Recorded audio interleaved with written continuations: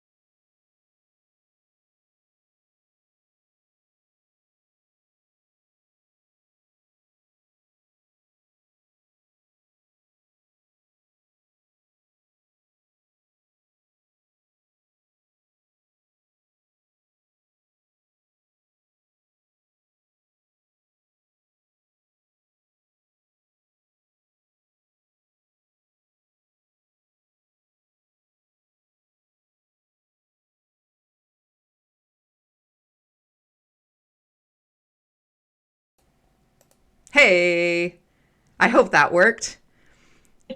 Okay, yes, good. I can see their talking speech too. Hey everybody, welcome to Phandalin by Night. I am Sarah, the producer. So if this goes horribly, God damn it, Steve, I'm first. All right, look. I clearly have too many responsibilities if I can't even be first in the chat. Welcome, everybody, to Phandalin by Night. We are, despite the disjointed start to this, we are going to be dealing with some kind of bigger things. And as you can see, we have 2 players away tonight. Najra, who played Jart, the monk, whose character is not with us any longer. We're going to be kind of dealing with the aftermath of what player character death looks like, or at least what it will look like for us. And then Sarah, who plays Graja Ragerock, is away for very amazing vacation-like reasons to be with her family. And we love her and we miss her. We miss them both. And we will see both of them back next week. Najra, the player, is not going anywhere. We're just not sure what's going to happen with Jart yet. And that's where we're going to pick up. So let me have my players introduce themselves, and we'll see how this goes. Let's start with let's go in the order that they're going to play tonight. So we'll go with Denny first. How about that? Oh, good. I get to go first.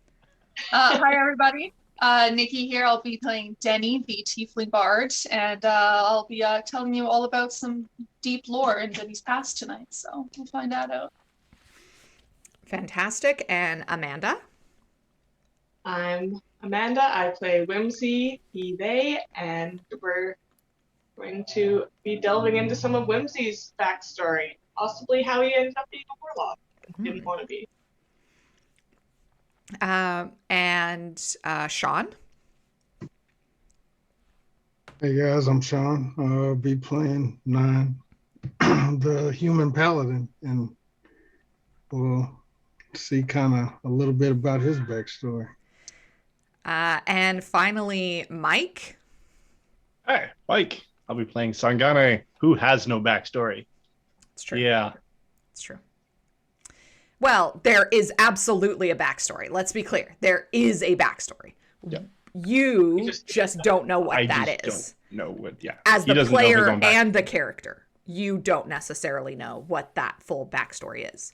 There's a As a piece player, that I have an idea. You have an idea Character where it's has going. none. You have given me a dangerous amount of latitude with what we're doing with that character. So finally, I am Sarah. I'll be your DM, and we are missing Sarah and Najra, but you should go check them out. Najra is running a sale on her amazing corsets right now, and they are quality for quality corsets. So you should go and look at that. All right. Let's jump into tonight's game. As a reminder, we do use safety tools at this table, as we do on all of our shows on Vancouver by Night. As this episode, probably next episode, we'll also be dealing with character death. If you feel the need to step away, you absolutely can do so. My players know that they have multiple ways that they can reach me. I will not even hesitate to throw to a quick intermission if we need to just take a step back, because health matters. So, when last we met, the battle was not won, and the cost was far too high. Our hero monk fell in battle, and an Umber Hulk desecrated her body. As Nine, our paladin, grabbed her lifeless body, and the call to retreat was made, another hero, Whimsy, dug deep and found new strength from within. Calling on his patron and father, Whimsy used a tool he had picked up just days before, and with the click of a button, he took the party and villagers to a paradise of rest. And that is where we pick up. I need to just say a huge, huge thanks to Teleparty for this truly amazing map. There are multiple variants of this, including like weather variations and stuff. So I'm just going to post the link. Just beautiful, beautiful map. And as I zoom out, my players can see, but as I zoom out, it's like a whole city that they can go to. So as we dive in here, setting the tone, there is obvious despair and anguish. Graja, our half-orc barbarian, as you all find solid footing under your ground, a fresh breath of air rather than kind of the stale moistness of the cavern. This fresh, almost like hints of honeysuckle on the air as you are transported into this paradise plane. And there, a warmth runs across your body as you are in some kind of sheltered room. Graja looks down at Jart's body, which is covered in the vines and like fungus and flowers that had wrapped all of you around to teleport you to this place. And as Nine is still cradling Jart's lifeless body, Graja looks at the body, and you're all welcome to roll an insight check. Graja turns right around and steps out. You hear her heavy footsteps descending some stairs, and the creak of kind of wood or tile, cobble maybe, as she goes somewhere. Roll a 17. What you see is exhaustion, and you see sadness, you see disbelief, you see anger, you see disappointment. Graja this is the second person that Graja has lost in a very short amount of time. And she is going to prefer to deal with this alone, at least at the start. As the villagers look around aghast, they are curious as to how they have gotten here, where this is. You see them start to huddle together at the far end of the room, just checking on each other, making sure that they're okay, making sure that they're all there. What are you all doing?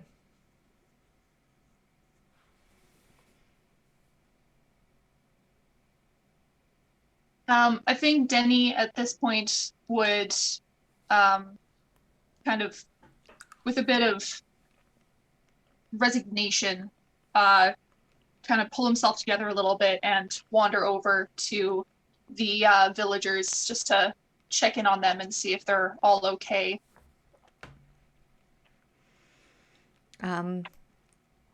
As you do, the villagers, you are covered in blood. Like you have been in battle. You are worn out. You are surprised yourself at this turn of events. And as you look to each one of them, they make an insight check.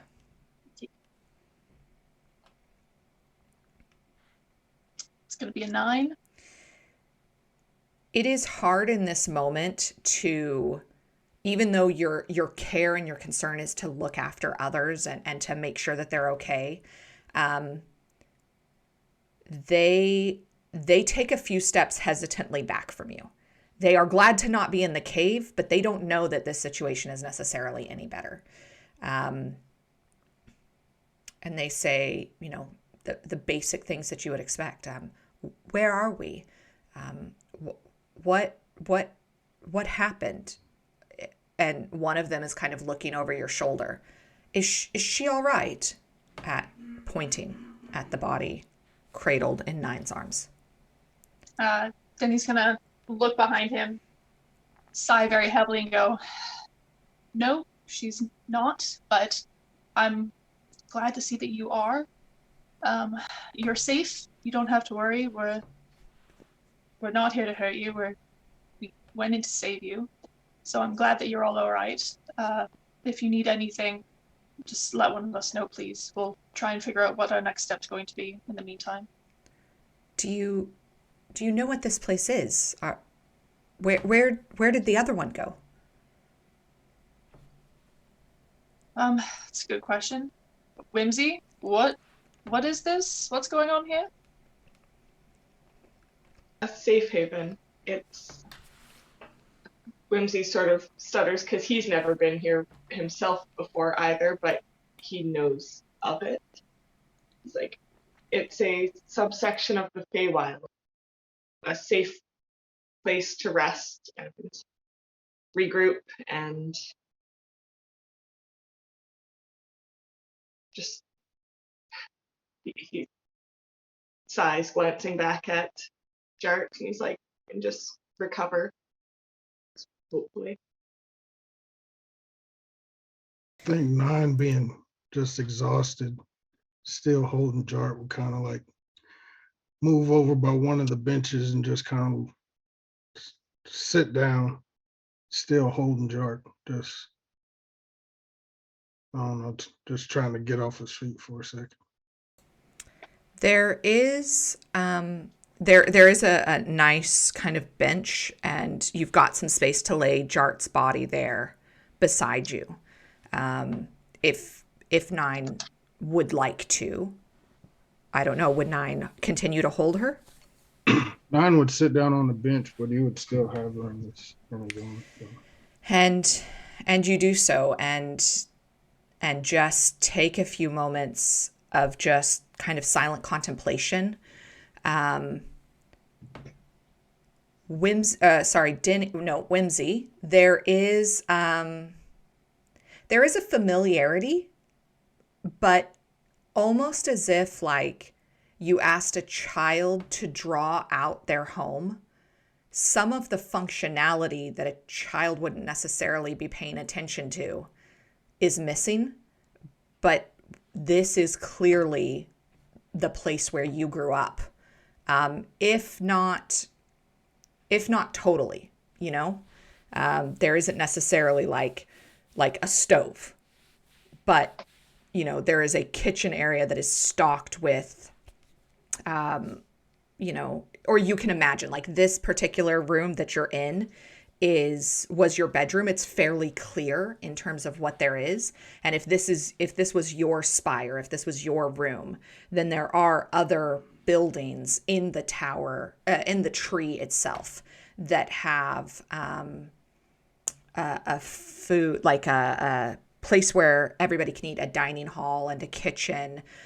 There are other elements.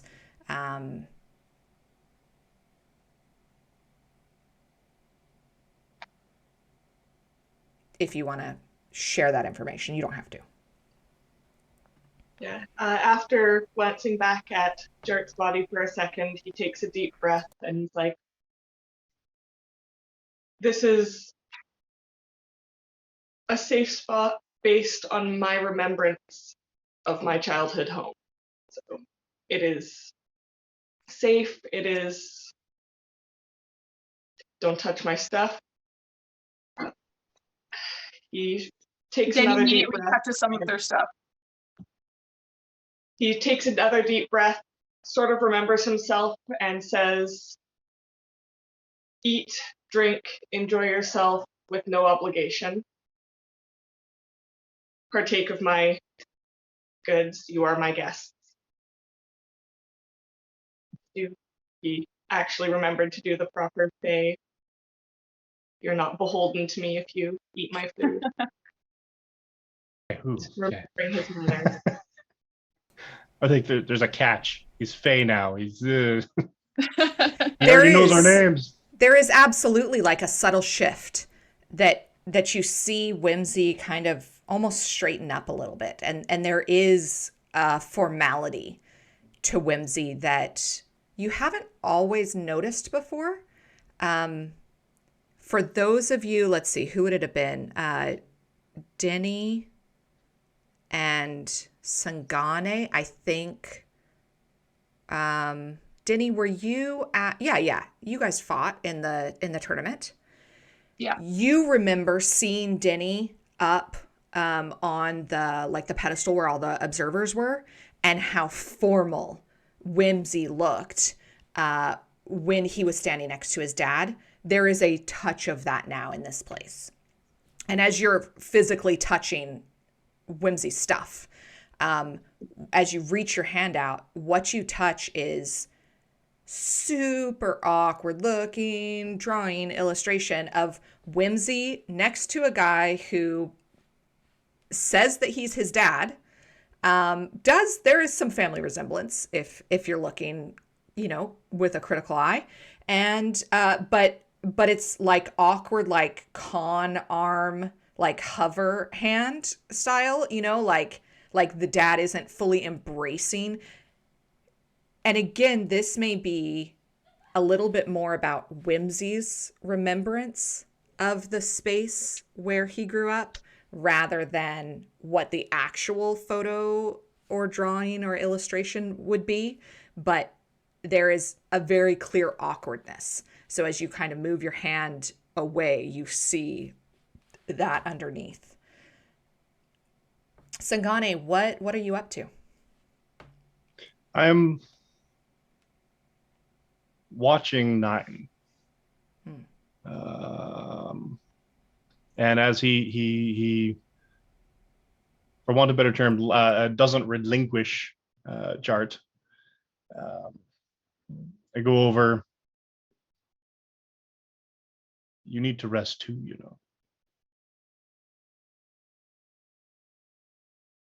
Some burden you shouldn't take alone. And offers out his hands to take the burden away. No. He understands, but he's still kind of beating himself up a little bit over it. But he would, knowing that Jart had more of a connection to them, but he had only just known Jart, so Not really. Well, But okay. 9 doesn't know this, but Fair. That's fair. he would he'd relinquish a little bit. He'd kind of probably stand up and then lay Jart peacefully on the bench so Good call. everybody else could have access to it. And so it takes a dusting of salt and lightly just dusts it over Jart and takes a copper piece and places one over either eye. And I'm going to cast, wrong page, Gentle Repose with my only spell slot remaining, which is a 3rd level spell slot, which basically protects the corpse or the body from decay and extends the time limit on raising from the dead. Doesn't count against the time limit of spells such as raise dead. So I've made a much bigger window. Also, time doesn't. Unfortunately, that's all I can do. Yeah. And Whimsy, you definitely know that time doesn't always move exactly directly between planes, especially kind of shifting back and forth between them. But while this is echoes of the Feywild, you give me like a nature or just a general wisdom check. We go nature.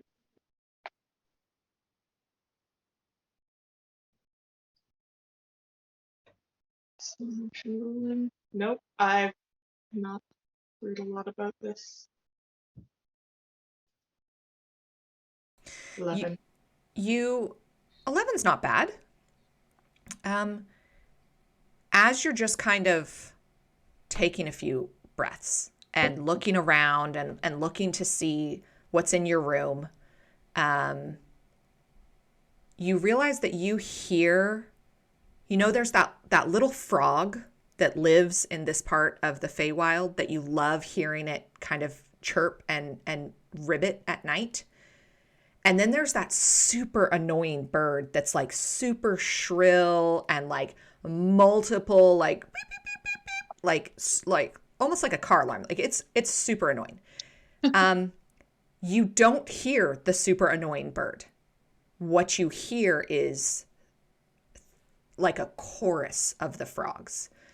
And it starts to set in that while this absolutely looks like the Feywild, this is not 100% where you grew up. You do not have the same connections as you would even just to kind of the nature around you. You don't feel that command over the elements around you that you feel when you truly are home. This is like a room of requirement. It takes the space of the person who needs the refuge,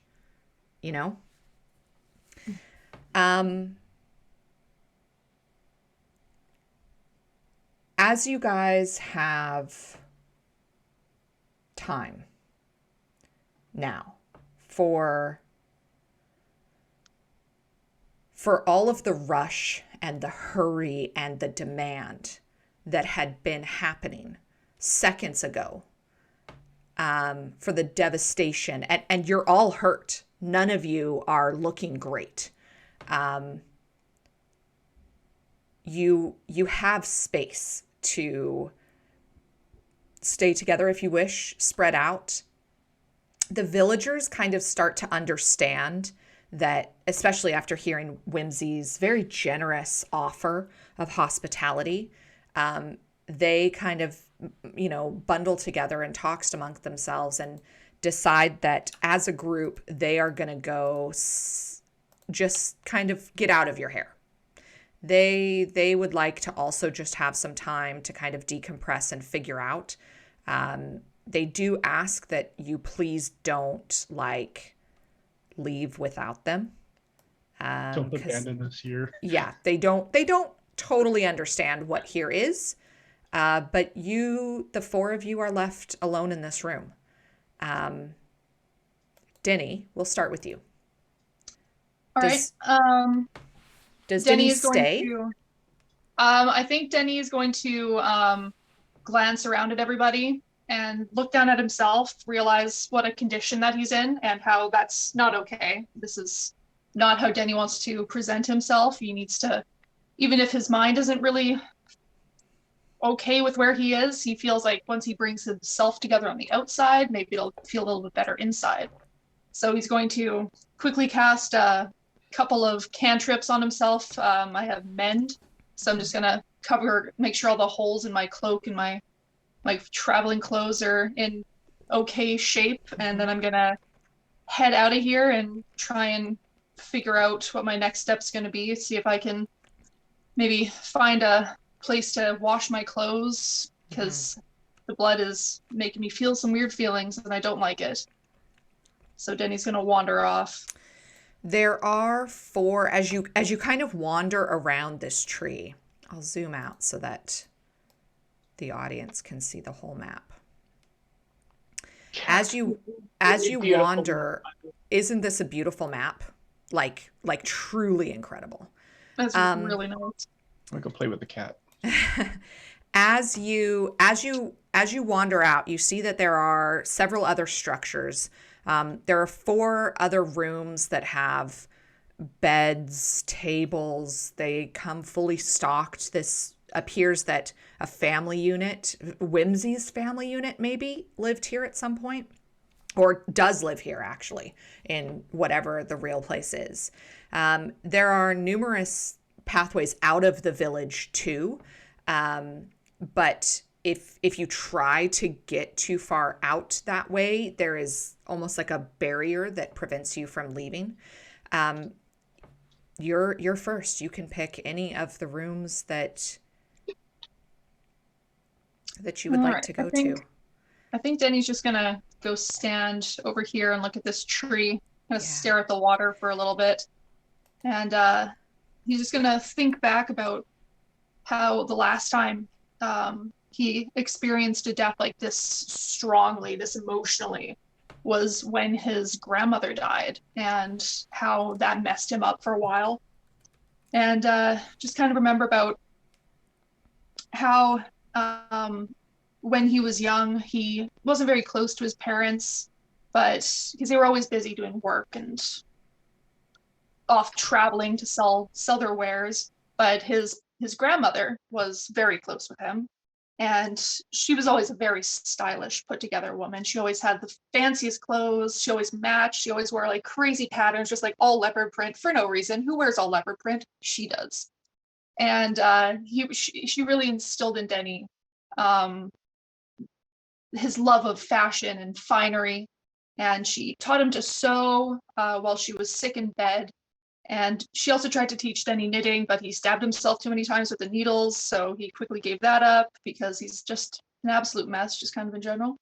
And then his father decided that Denny needed to learn the tricks of the trade, and so brought Denny with him to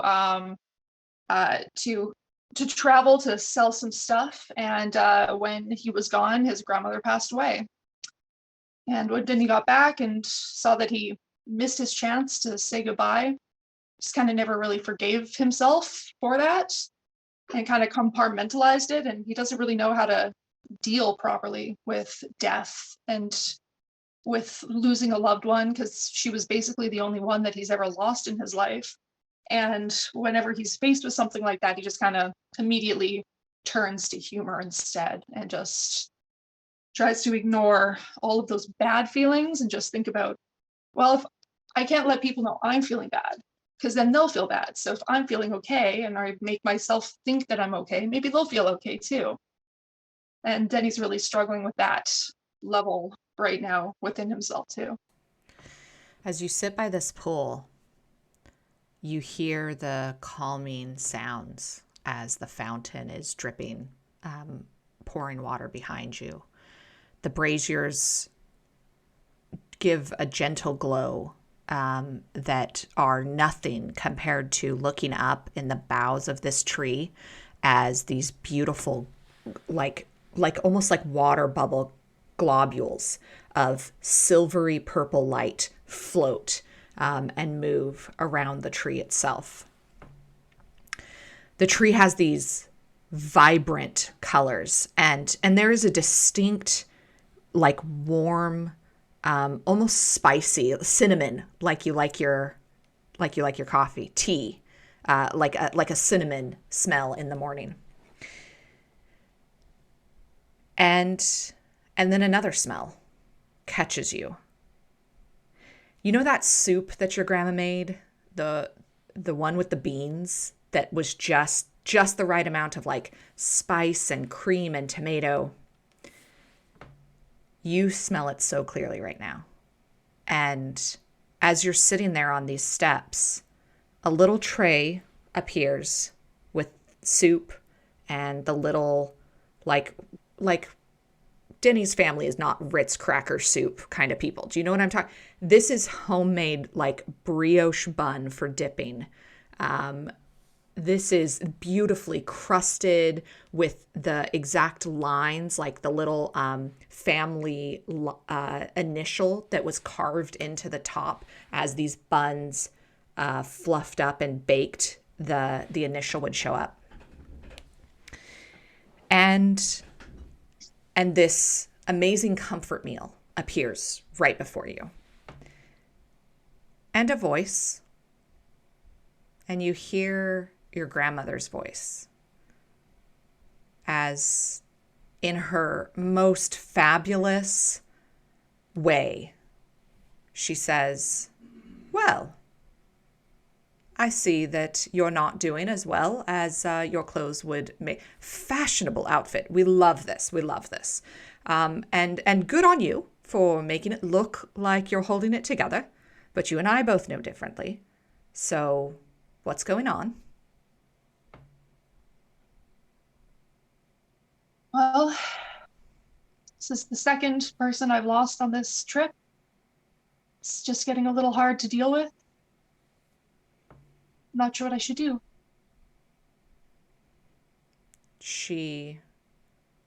Her voice floats past your ear again. "Do you really think that you lost me? Do you really think that you've lost them? Is that what this is?" You know me, I've always been a very visual learner. If I can't see something, it's not there. And I can't see them.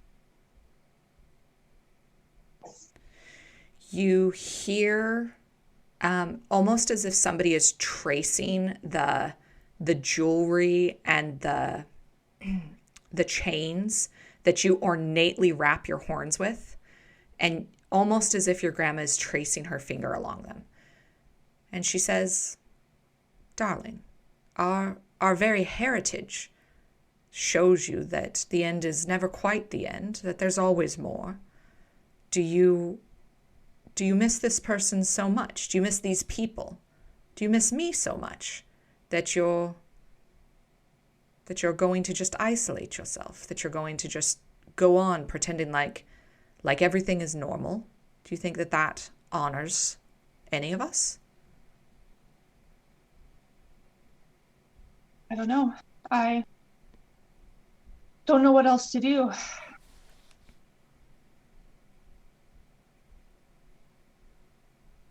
I'm gonna try to be better at this, but it's just hard right now.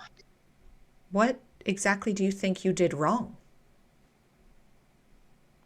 I think there was a myriad list of things that I've done wrong. I should have tried harder to save both of them. What could you have done? Specifically, you know me, I deal in the concrete. Well, did. What specifically would you have done differently? I feel like I should have sacrificed myself. I'd rather than be alive. Would sacrificing yourself have saved me? No. No. It is my time to go.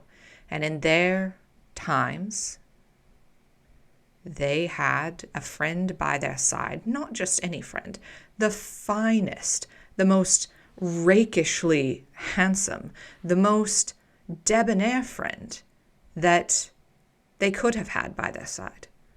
Is that not honorable? Is that not something that you bring to people that honors who they are in their life and perhaps in their death? I hope so. I hope I can be strong for them in the future and for you. Strength isn't everything. You have friends who are very strong, and they were not able to prevent this. Your friend who died, she was very capable, and sometimes when it is your time, it is your time. Why do you further punish yourself for something that does not maybe have anything to do with you? I don't know. But you're right. I should look at the bigger picture. I should look at the bigger picture here. And then he's gonna kind of gather himself up a little bit. He's gonna brush himself off, and I think he's gonna just kind of go for a little walk and collect his thoughts. And as you go, Ask his grandmother if she'd like a tour, and even though he doesn't know where anything is, he's gonna make up some facts about all the things that he sees. 100%. Give me a performance check. Oh boy.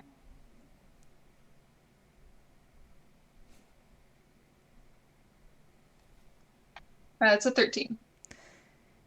As you wander and you're just like, that lantern was created by the great Augustine Fay himself. And you just start like totally making shit up about whatever it is that you see.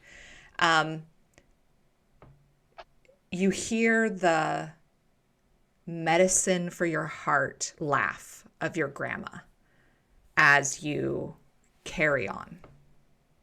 And eventually you hear her say to you something that maybe you've been avoiding yourself, which is, if you should go in the next battle or the battle after that, or just in your sleep, because the world is far too ugly to keep such a magnificent creature as yourself for too long, what would you want your friends to do? Well, I'd want them to carry on, but not before they wrap my body in the finest silks and give me the most magnificent send-off that anyone has ever seen in the entire universe. But then I'd want them to remember me fondly.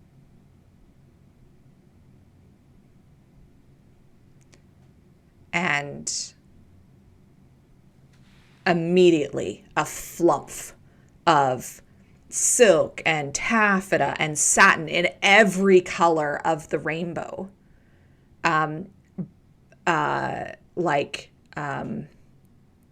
What's that? Crinoline, like the netting. You now have at your disposal the ability to make the most beautiful sending outfit, if that is what you wish to do for Jart.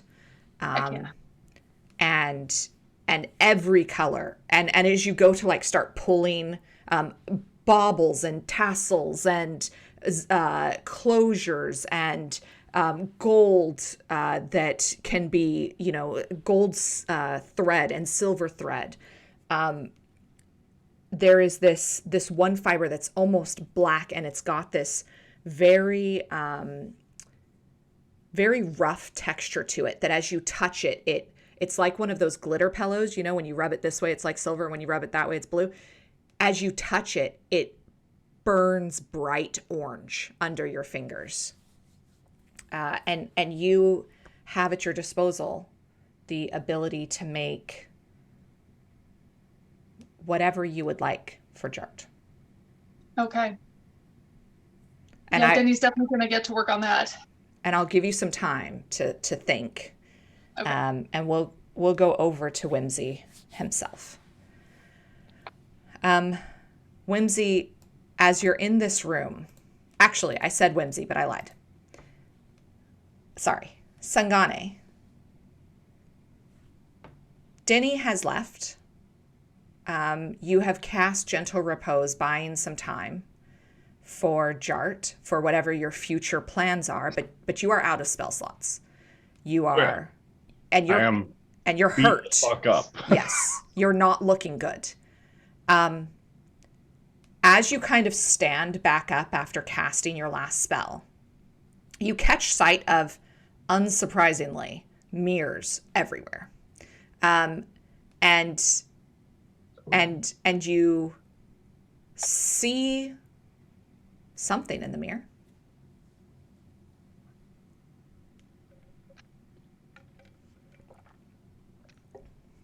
Like hell. What do I see in the mirror? You see scales. Not, you do not see a blue elf. What you see is slitted eyes that are this bright icicle blue with an up and down pupil, slit pupil. You see a shimmering complexion of scales on your elf form, but a shimmering complexion of scales ranging from icy blue to a deep chromatic navy blue. The scales don't change colors, but there is a sort of color shift to your body.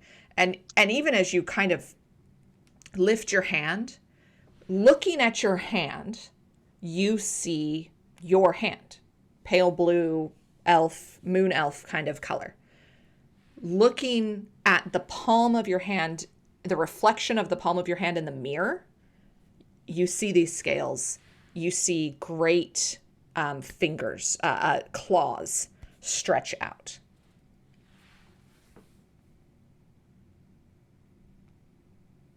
I don't know if I like it here. Oh, this is. Is this what am I meant to see this? Is this some kind of portent, some kind of desire? Because I don't have a frame of reference. I don't have that deep connection to family or to a history. And so I see this shimmering mirror, and it confuses me more than anything else, because there's nothing in my past that would tell me whether this was good or bad, whether this was something of significance. It could just be a weird magic item that casts, it's like a funhouse mirror. You're welcome to make an Arcana check. Yeah, that'll go well. But why not? Do you not still have Bless Up?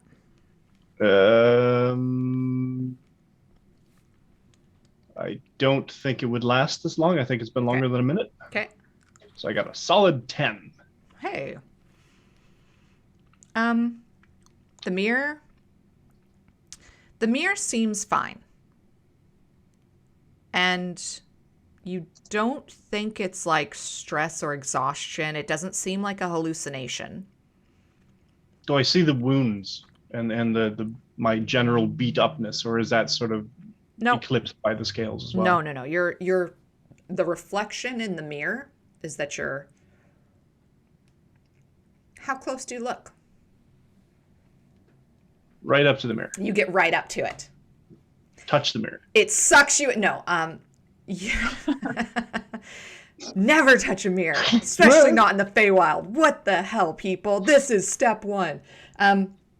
You go right up to this mirror, and you are looking so carefully. The cut on your cheek is gone, not just under the scales. It is, those scales are not even dented. There is a scar, which is unusual, that runs kind of along your jawline. And as you go to kind of stretch out and look at yourself in the mirror, when you touch your face, what you feel when you touch your real face, what you feel under the pads of your fingers is the unmistakable click clack of scales. Dang.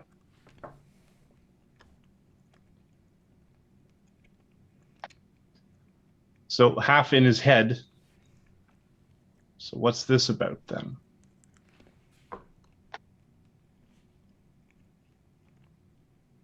Nine and Whimsy, can you give me perception checks? Certainly try.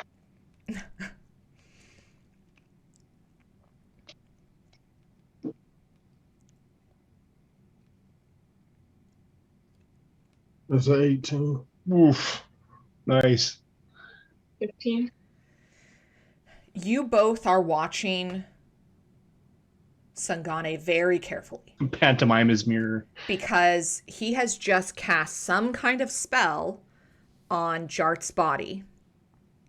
And it was not a spell to bring her back. You kind of waited with like a bated breath. Like there was this hopeful moment of, oh my God, the cleric, of course. Everything's going to be okay. And he steps away from the body, and without even really hesitating to see if the revive would work, he takes a couple steps towards a mirror and starts like full on checking, creepy, checking himself out. Like right on into it, like checking his good angles, right? You can't, he is looking at himself. Did I do a action just to do a divine sense? Sure. Wow. Sure. So much trust. Oh, you're about an hour away from finding out why 9 definitely does not trust nobody. Just use an action to detect. I mean, being in this like new area, like use action to detect good and evil. Any Fiends and fiends, celestials and undead. Celestials, undead within 60 feet.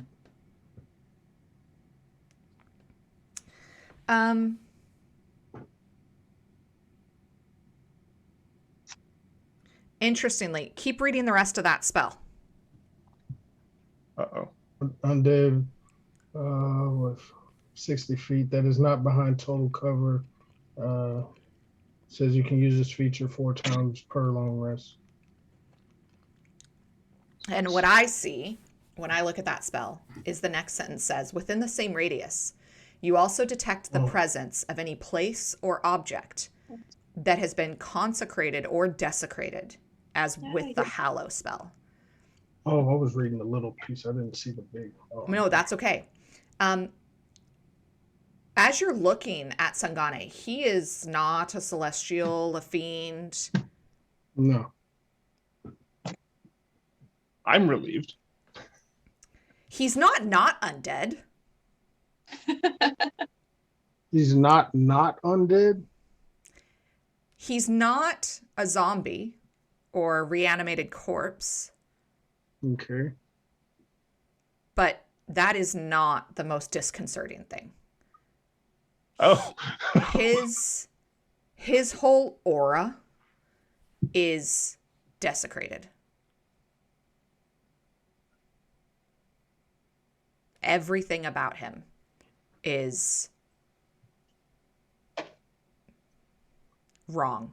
It is against the natural cycle of life and death.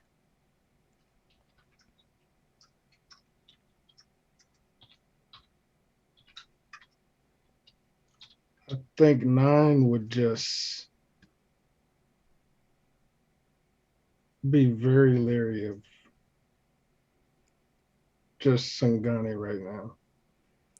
Do you say anything to him or to Whimsy? I don't say anything to anybody right now. I'm gonna keep my eye on him. Okay. Like he's like really hyper vigilant right now. You watch as Sangane is looking at himself in the mirror, and you don't see a reflection in the mirror. It could just be that the angle is weird and you're not seeing the reflection, but you're not seeing whatever it is that he is looking at in this mirror. Maybe it's the mirror. What the? And Sangani, this, the prickle in the back of your head when you know somebody is looking at you. Damn it. You have eyes on you for sure right in this moment, and you know it.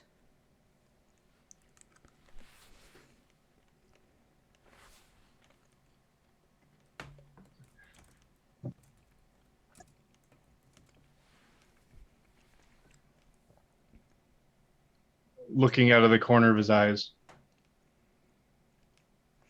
Anybody else actually? If 9's looking at him? Okay. 9 is looking at you, and his eyes are flashing silver, like pulses, Yeah, like when like you've gone for like a jog and you're a little bit dehydrated and you can see the pulse on the back of your hand. Is that just me? Is that I'm super sick? Okay. You probably see someone do that.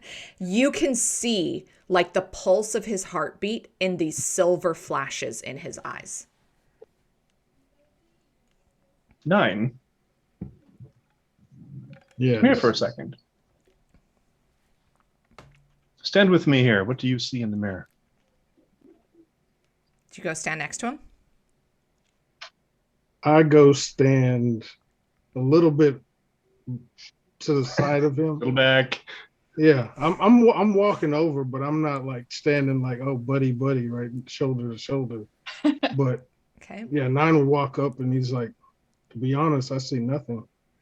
Actually, as you get closer to the mirror, you see yourself. Oh yeah, But not me in the mirror. You do not see him in the mirror. Oh my god, he's a vampire. Get him. Do I see him in the mirror? Did you just say get him?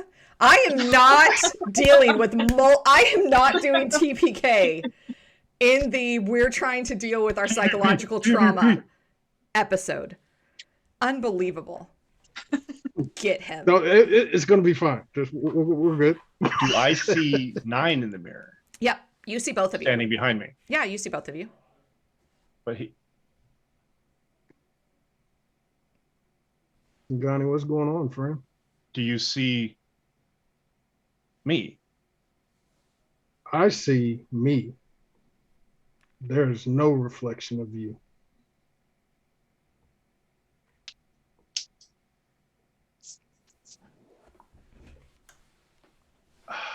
Okay. You don't see the scales.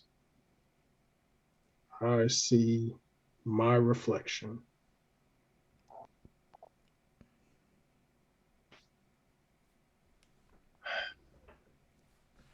Looking up as if it's where the entity is.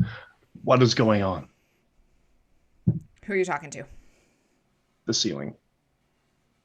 Are you whomever's talking listening? Are you talking to your deity?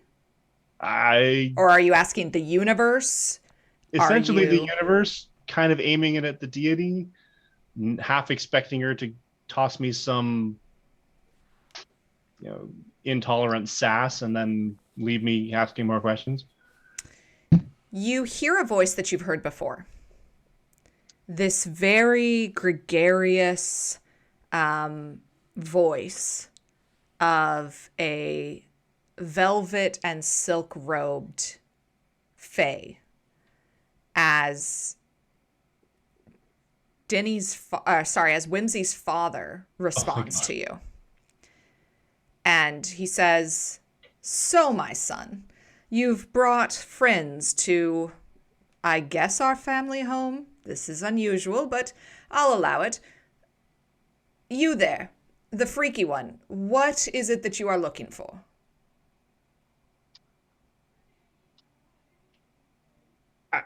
What? Why are there scales?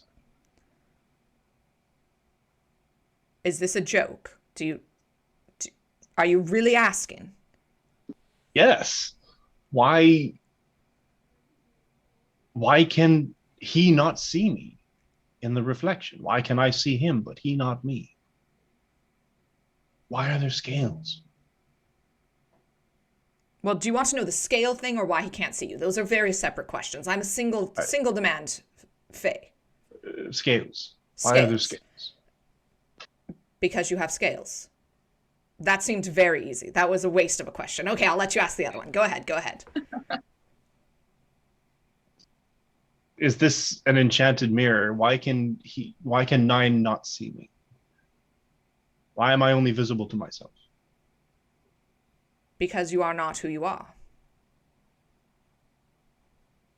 And then you hear him take this big dramatic sigh. Like, echoing sigh. Yeah. Great. And you hear him speak up and just go, all right, I'll leave it. It's boring, like, how much longer is all I'm saying. It's just whatever. And he hooks his arm into Whimsy's arm and leads Whimsy away. Oh, he was there. Sorry, I thought it was just sort of this echoing voice. No. He was physically standing there next to Whimsy. He does have a very echoey voice, though. He does. Just en general. Just built-in gravitas. Yes. Brian Blessed kind of a situation, right? Nice.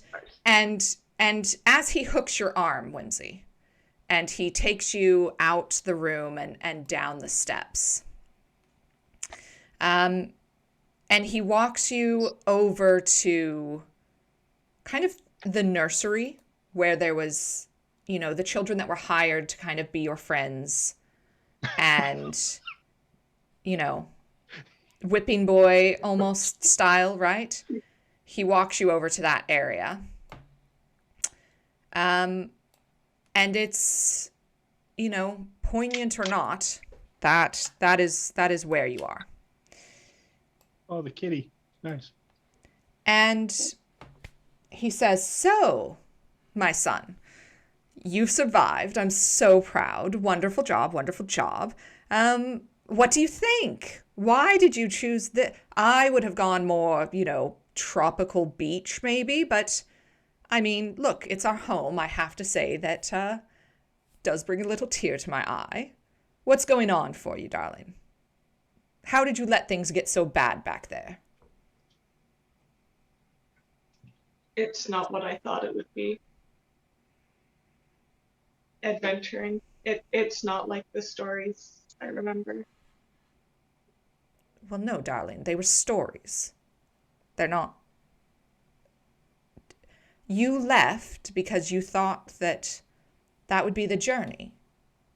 The people who could be heroes with no sacrifice. And has your time at our court taught you nothing about sacrifice and doing what you must and being bloodthirsty when it's appropriate? I thought it was different out there. I thought the other planes would be different. Like in the songs and the stories where the heroes win.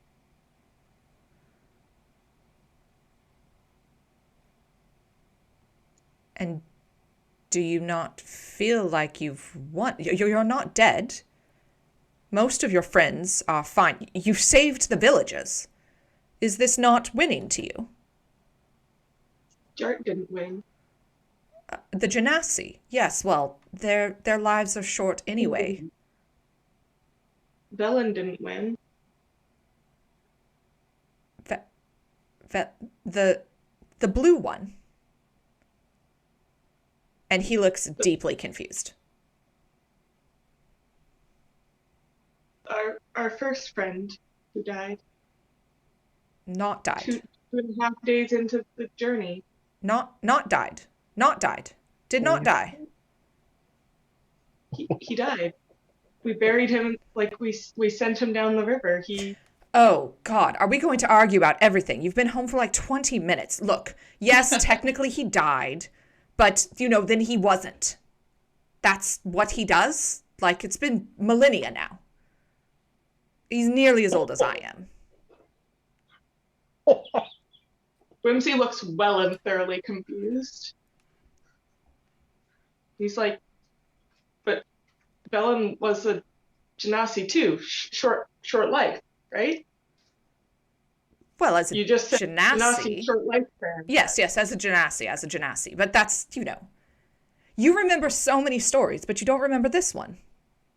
Is this a joke? Are you all playing a prank on me?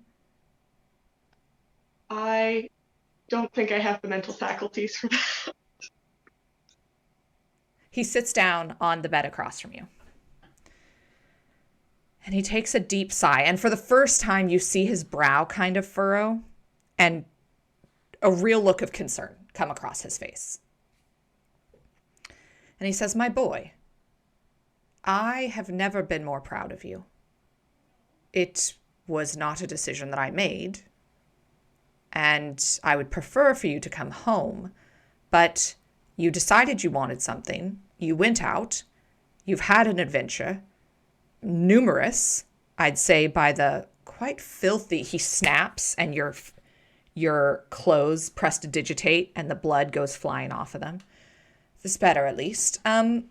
Look, you've had a tremendous adventure.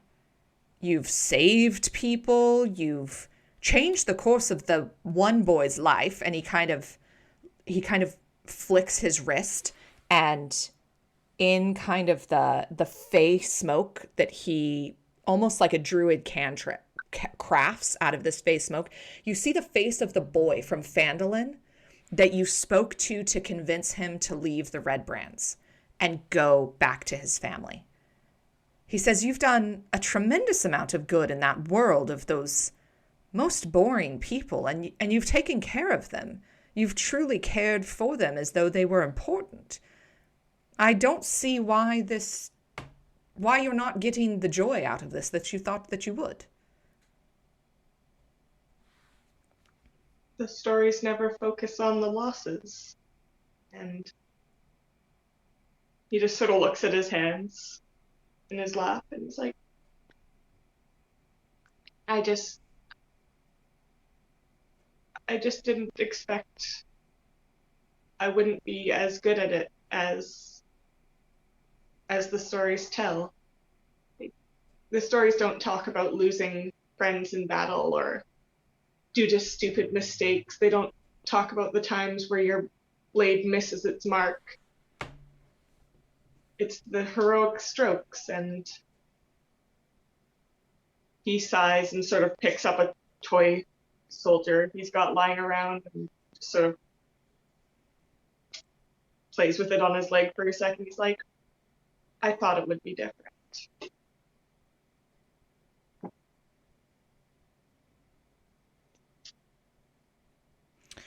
You hear the springs of the bed across from you shift slightly. And as you look up, you see that his glamour magic is gone. And for the first time, in your entire life, maybe for a very long time for him, he has let go of the image that he projects to everybody else. And what you see is a creature that looks very much like you. And for the first time, you actually see your dad. And his horns are cut and mangled and stubby. And you can tell that they are not that they have not been taken care of. They are forcefully and painfully picked at and scratched at. And as you look at him, he says, "My boy, there is great sacrifice everywhere. And none know it more than I do.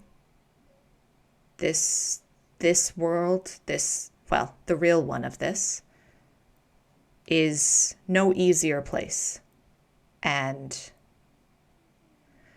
we all learn to hate ourselves when we live long enough. I had hoped that you had more time." And you see him start to, almost like a nervous habit, pick and pick and pick at the horn, at the keratin of his horn. And you realize that this man who has been this mythological figure in your life, who has, more often in spite of him than because of him, has charted a course for you in your life. You see this very frail, mortal creature in front of you. And he looks old, and he looks sad. And he says, "I can travel the realms, taking any form I wish." Snaps his fingers. He's back to being who you always thought Oberyn was. Snaps his fingers again, and he's a beautiful human princess in a very beautiful form-fitting dress. Snaps his fingers again, and he is a sturdy and mighty dwarf with a huge great axe, head to toe mithril armor. Snaps again, and he is a halfling with a long pipe and smoke ringing out of it.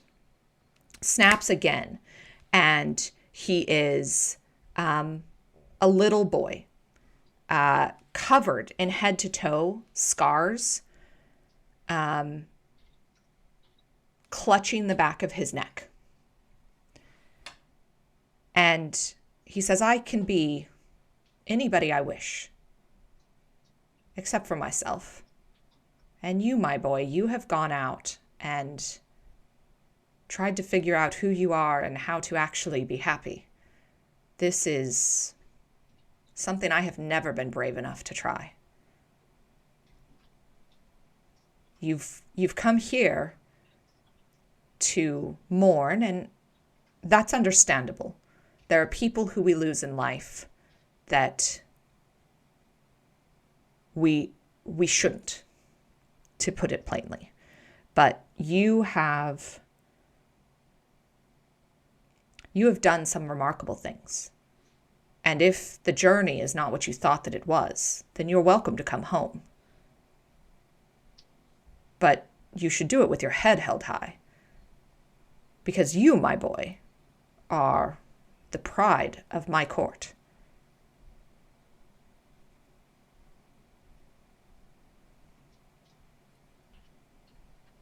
Whimsy cries a little. And he tries to hide it from his dad too. Does like the just catching my breath. There's something in my eye. I don't know what it is. Forgot I'm allergic to these. Somebody flowers. cutting onions in here? Just onions everywhere. Why are there onions? Little pile of onions shows up on the bed beside you. See?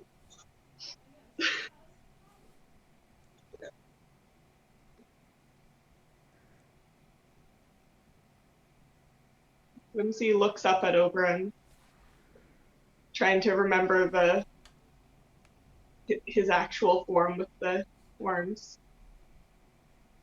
And he asks something he never actually had the courage to ask before.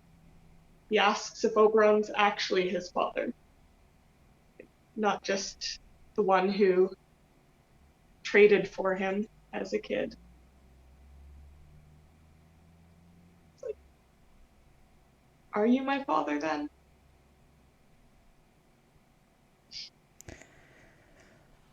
Fathers in our world and many others can take many forms. If what you're asking is, are you the child that my blood has borne? Yes, why do you think I paid such a price for you? I would not have you raised in a place that I could not provide for your every desire. I gave you everything that you wanted here. And although it is my shame that I did not want others to see how much you are mine,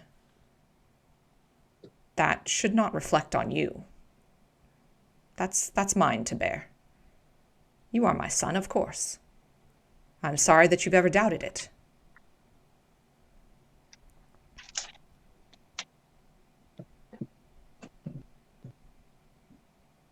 Whimsy just sobs for a minute.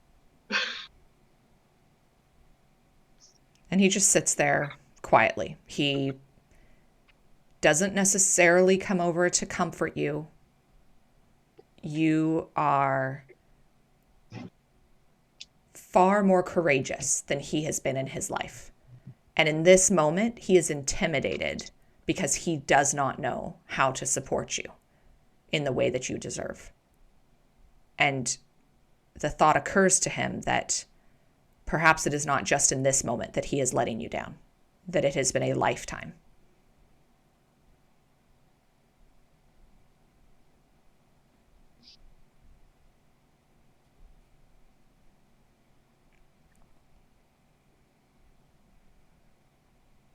And you hear the springs of the bed as he stands up.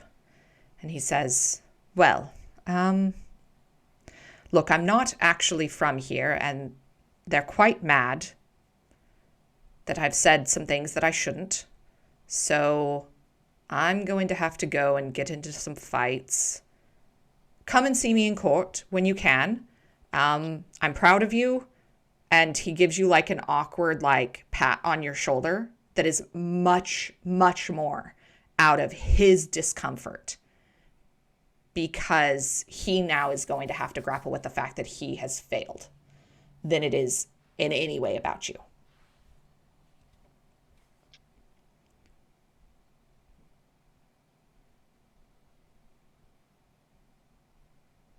Whimsy grabs him and hugs him before he leaves.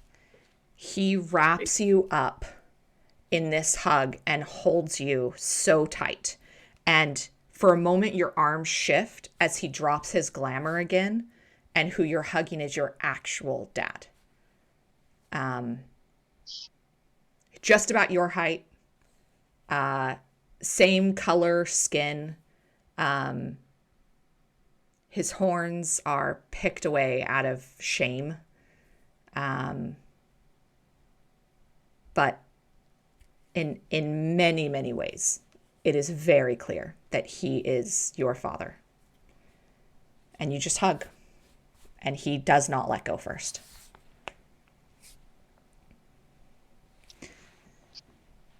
Whimsy sniffs, pulls back, straightens his shirt, looks him in the eye, and gives a little nod.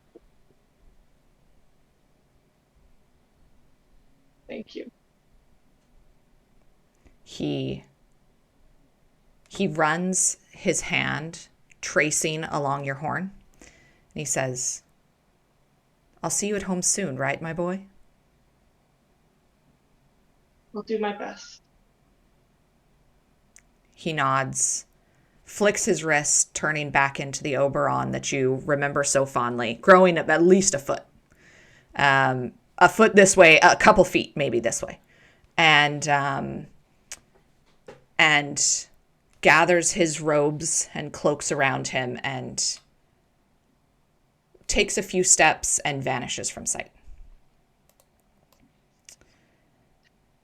9, as you're standing there next to Sangane. There is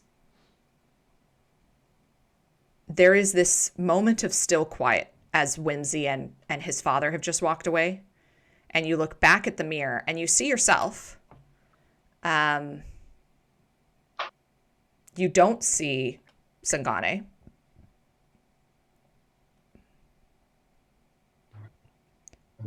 And it occurs to you that what you see when you're seeing yourself is not the gold helmet that you should be seeing. You are looking into the beautiful brown eyes of yourself.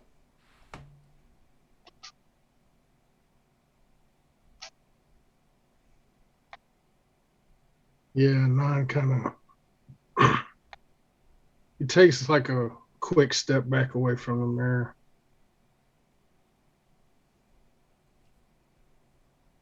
And I think he would kind of glance over at Jart's body just to, keeping track. And because he doesn't see Sagani in the mirror, but he sees him in the room, right? Yeah.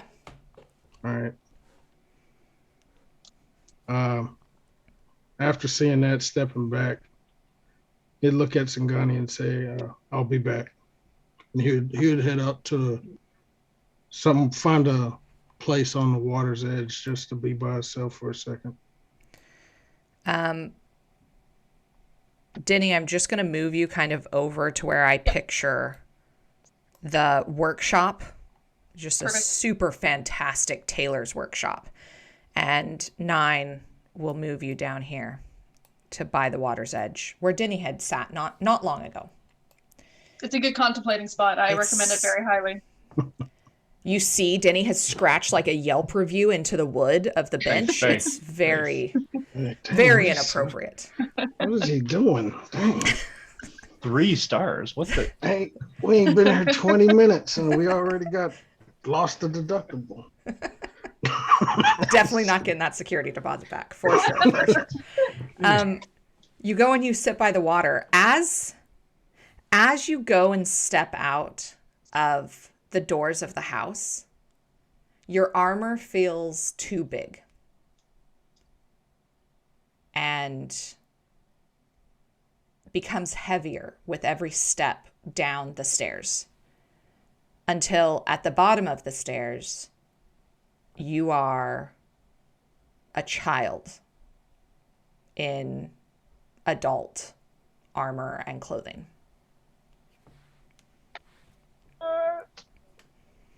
Yeah, Nine would be trying to force it, but eventually he would slide out of it until he was just in his, undershirt or little pants or whatever, and he would sit it off to the side. You set it off kind of as Nine would, growing up in the environment that he grew up in, would know to hide such valuable things. And you kind of tuck it under the stairs where nobody would think to look for it. Throwing your cloak over it to hide the glimmer of it. Mm-hmm. And you take a few steps, and whether it is the magic of this place or whether it is, that damn mirror has done something to you, you are maybe about 13, 14 years old. It's just before you get your brand. As you reach up and run your hand along the back of your neck, your skin is clean and free of its mark. You hear the voices of sticks hitting each other and men shouting orders. You hear over in the distance children lining up for some kind of meal, and kind of the joking and shoving that boys do, like getting ready for to go out to PE time or something. Yeah. And this flood of like emotion and memory overcomes you. Yeah, I think now he'd kind of start to looking at himself, just kind of breathing real heavy, and especially checking the back of his neck, and just not really understanding why but just knowing kind of those same feelings coming up, he would probably start to breathe real heavy. Almost like fighting back this panic of like, Yes. no, I do not want to go through this again. It was bad enough the first time. I didn't want to be this person. I didn't choose it for myself the first time. And you hear that voice of the fighter that had been your mentor, who had taught you how to stand in a defensive posture and how to be a leader amongst the much smaller boys. You were one of the older ones. You were one of the few that had survived as long as you had. Into being able to be 14, that's a feat. Yeah, that's a feat. And as the sounds of the younger boys, 6, 7, 8 years old, kind of filter up, playing around, joking around with each other, you hear the man call for you. Yeah, 9 looks up. And he's sitting there by the pool. He's got his drinking horn, a giant sheep's horn that has some sort of liquid in it, and some kind of like hardtack, like a hard crusty bread, about as good as battlefield rations as you were able to find in the training camp. And he calls you over and he hands them to you.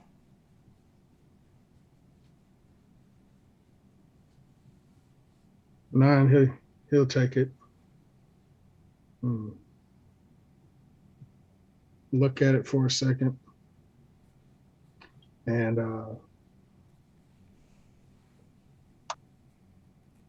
he'll take a big swig of drinking horn, and then he'll just say, "I'm gonna save some lives instead of taking them from now on."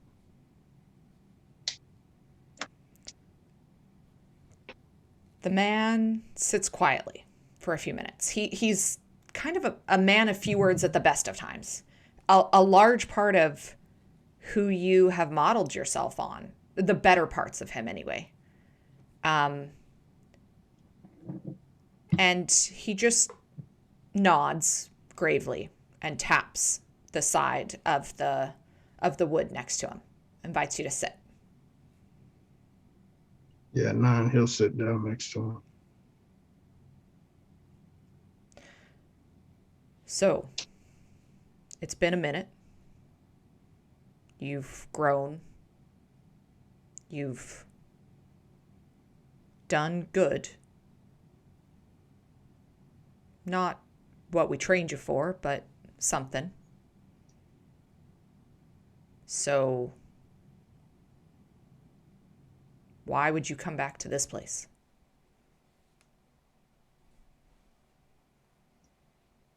Honestly, I don't know. I have never wanted to return to this place. But it seems throughout daydreams and nightmares, at certain times, I do return.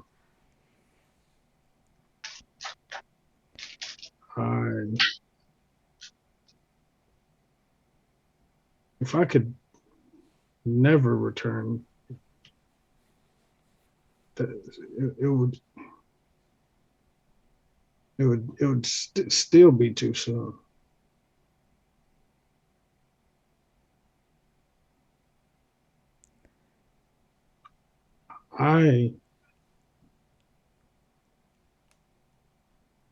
There's just so much pain in this place.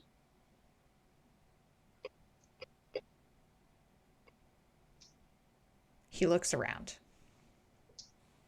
He says,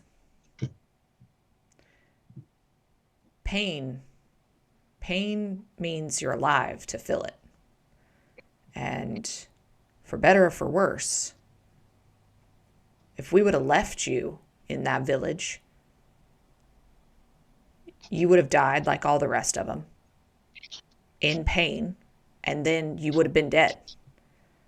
We took you because we knew that we could do something. And yeah, this life isn't easy, but anything is better than death, right?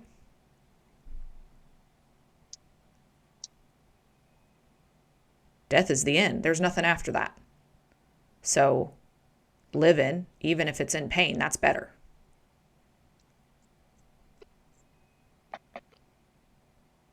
That may be the case for some. But the pain that we had to go through, sometimes I might have wished to be left in that town.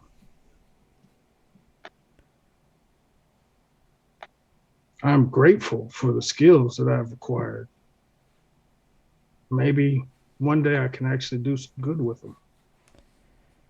But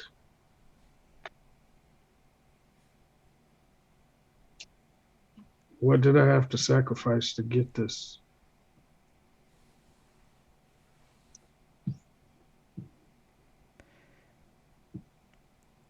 Just. Do you know that of all the boys I trained, you are the one that did the most good? I mean, in what we do, which you're right, it's painful. It's not pretty. It's sometimes we are the ones that bring death. That's what we do.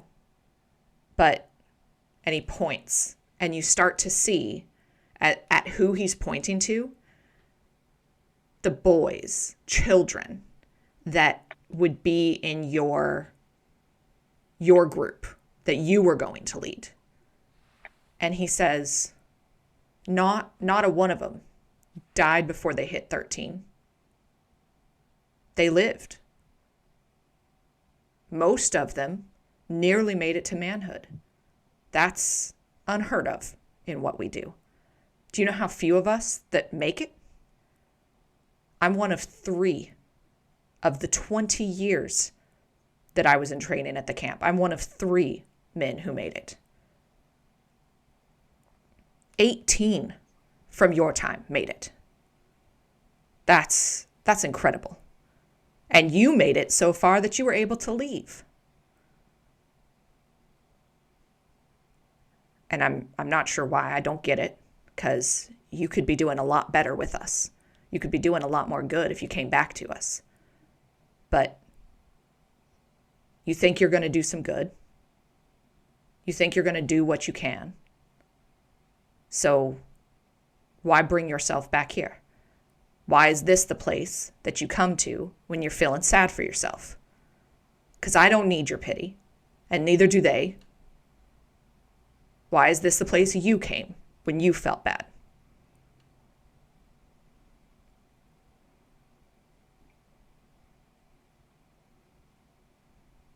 Maybe it's because I do feel I need to come back. Come back to some more boys out. Show them the way that I took.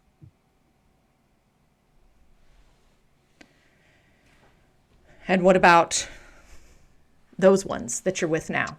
What would they do if they knew who you were, how you were trained, what you've done? For that, I have no clue. I cannot. All I can do is show them who I am. How they perceive me, it's on them. And have you shown them who you are? I have not.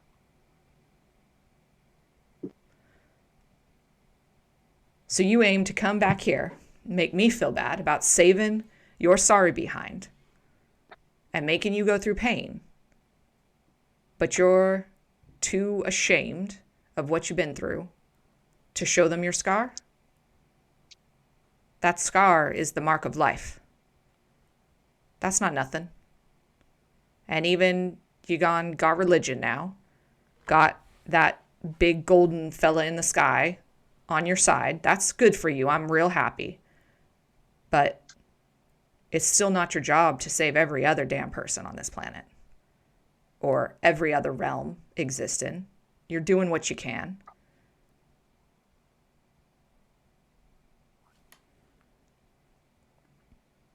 Maybe I feel like I need to do more. And what would that look like? What more could you do?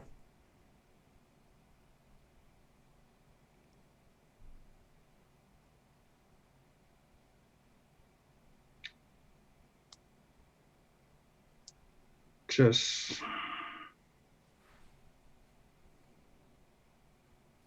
be a good person from now on. You carried that girl through realms of existence to bring her some peace. You think any of the rest of them could have done that? That's definitely not how this spell works. Any of the rest of them would have left that body there. They couldn't have carried the burden. You did that.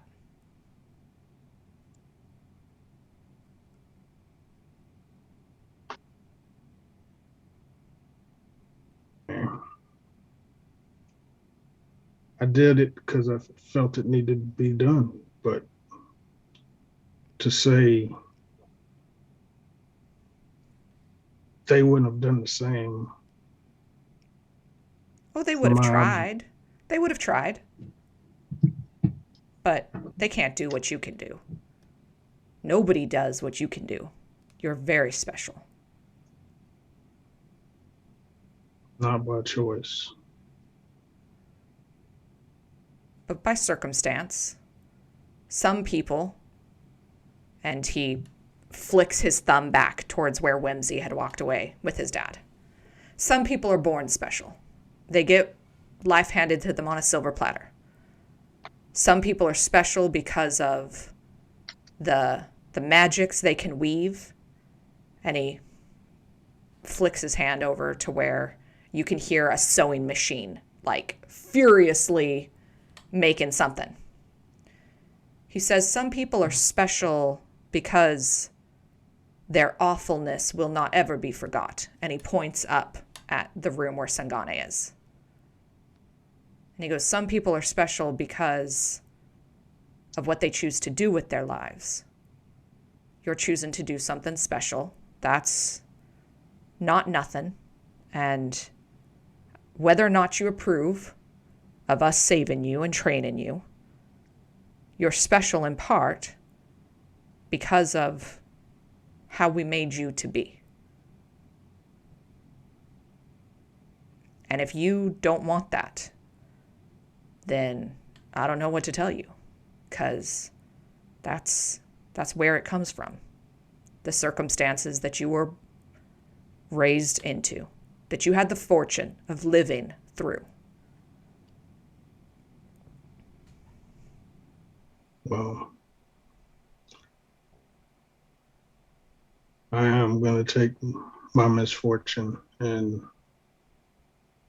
use it to the best of my ability to help my new friends, and whatever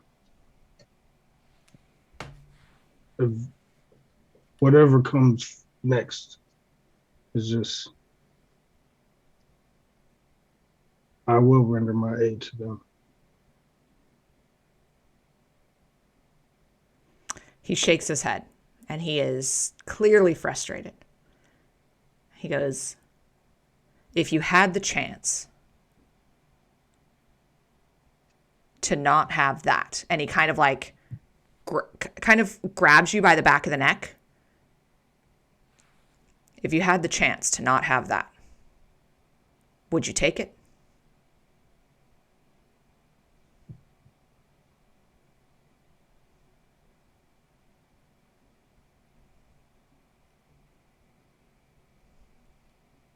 No, because it would just happen to somebody else.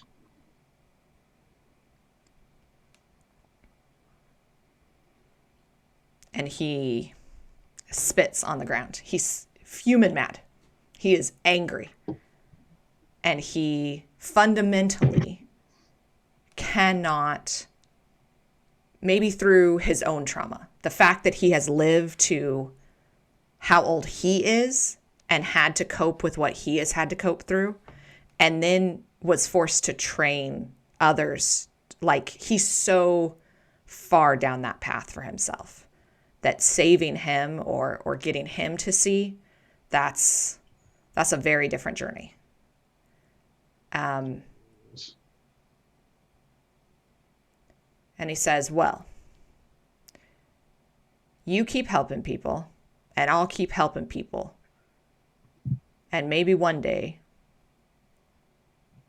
we'll have to just see who can help the other one.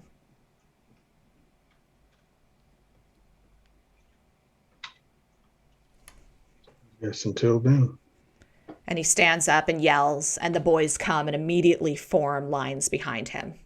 And they start to march off the, on the path out of the tree fortress.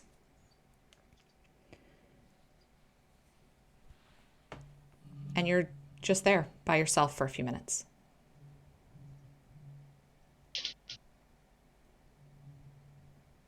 Yeah, I think after dealing with that,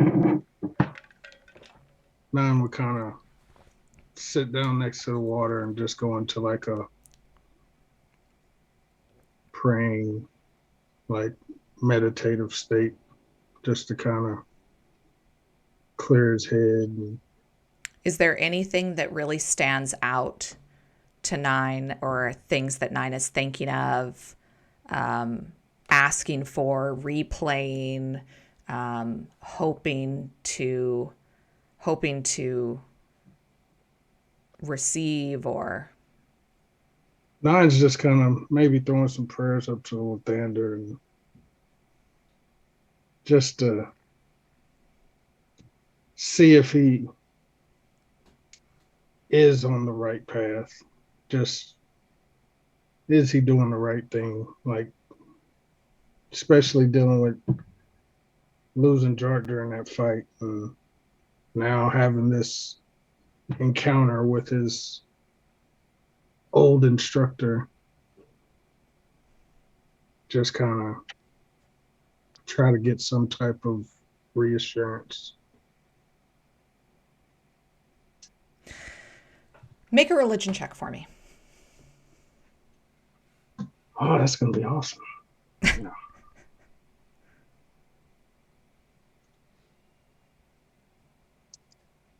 That is a 22. As you call out to Lathander, the water around you, that's this like beautiful glacier blue, starts to shift in color and become this vibrant, like golden hue to it. And the fountain that's in front of you, that's in the middle of the fountain there, or that's in the middle of the pond, stops pouring water and starts pouring this like ethereal, almost dust, gold dust that is light and goodness and peacefulness. And something floats near you in the water. Yeah, 9 would reach down and try to grab whatever it is. It is hard. It is cool to the touch. It is about the size of your fist and has multiple edges. It's rough cut, but as you pick it out and the water starts to drip off of it, it is a gigantic diamond. Not pure, not Yeah. white, not like crystal, it's not like a diamond in a ring. This diamond is a canary diamond. It is this beautiful yellow color to it.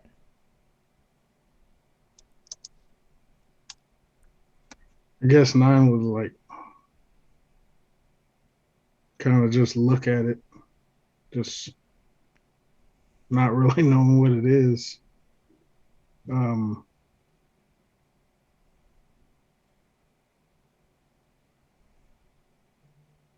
yeah, it'd you'd probably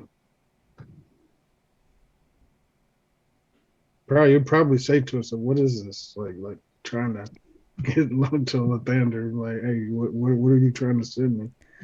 Uh, And you hear a response as Lathander, through whatever, because you are in this like realm of paradise of protection, the divine gate is not as solid as it would be in the prime material plane.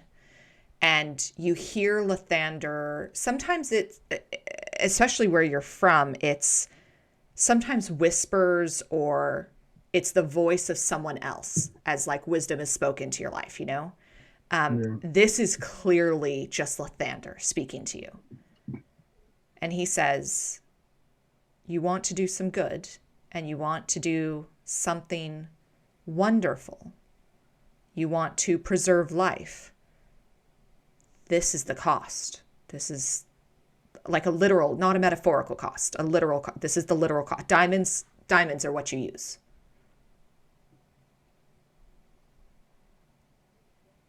I see. And 9, he would take the diamond and put it away on his side somewhere, and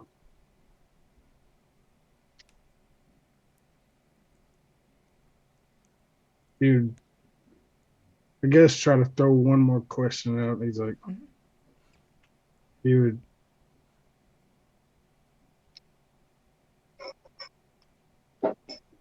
should we, should I even attempt it though?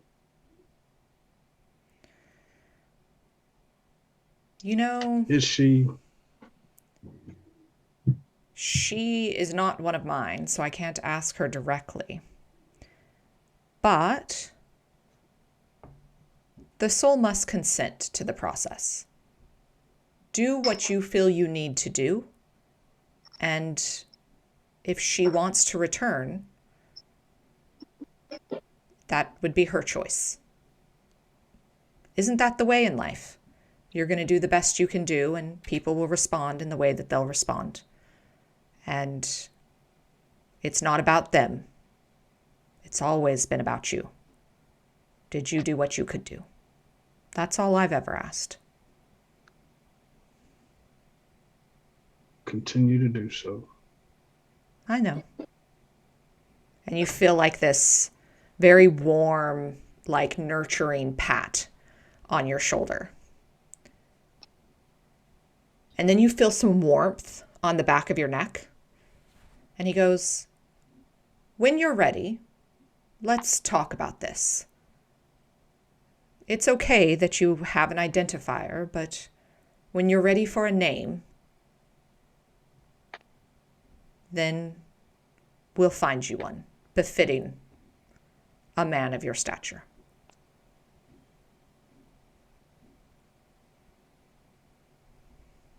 Okay. And the water instantly turns back to this very crystal blue. And you've got this diamond in your pocket.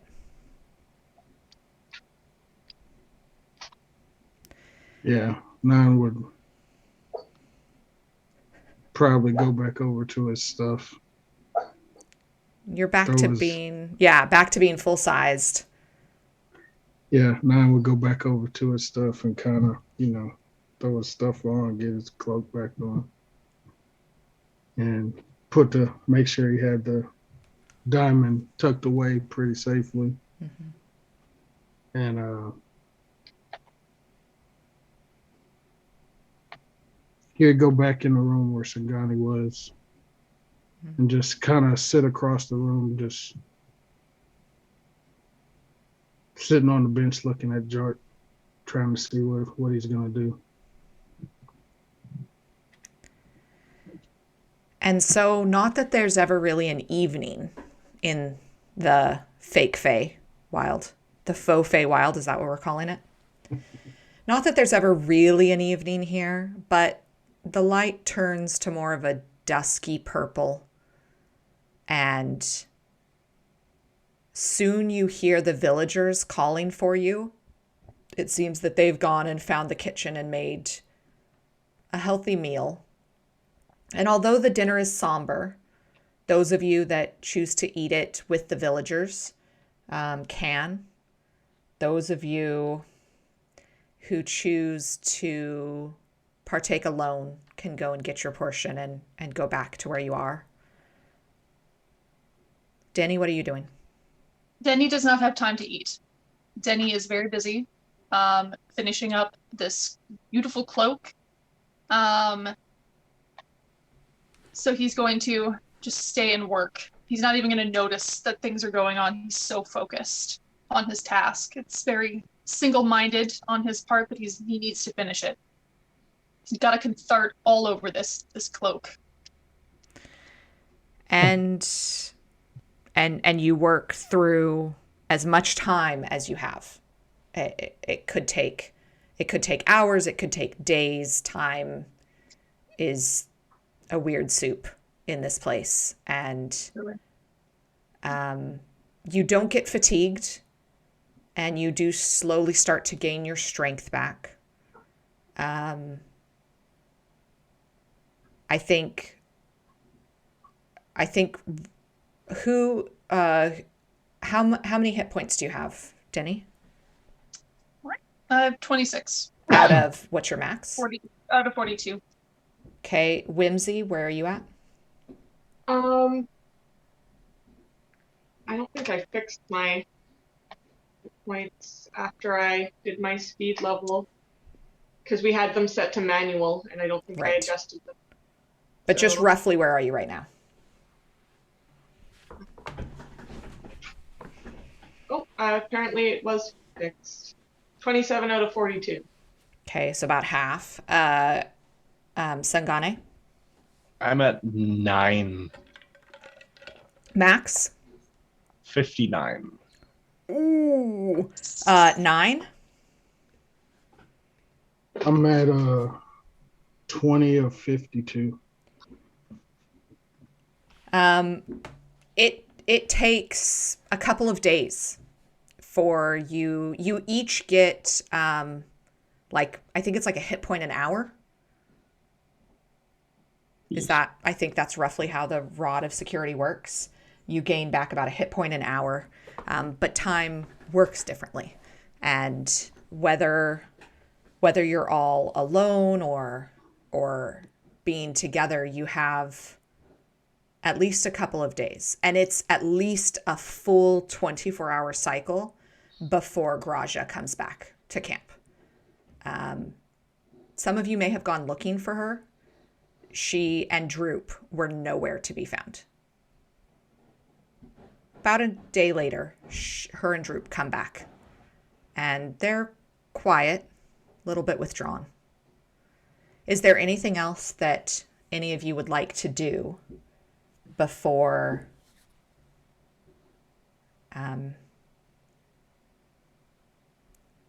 preparations need to be made to leave this place of security? Do we get a full rest? Yeah, over the course of like a couple of days, everybody can take their long rest. That's important. Get another level. Get all the spells back. Get all your spells back. Whimsy will do two things. Okay. One, he will make sure he brings Denny food. Okay. So that Denny doesn't slave away too hard. And two, he goes into his bag and he changes into his formal clothing. Because he feels like he needs to be the host and the head of the household. Okay. It's on his formal attire. Okay. It's playing the host and trying to make sure everyone's okay here. The host with the most. Host with the most. Sangane? Sangane barely leaves Jart's side. Okay. Staring basically at her, sort of occasionally going back to the mirror, just as confused, not wanting to, like wanting to, but not asking much more from the cryptic host who gave him the non-answers. But yeah,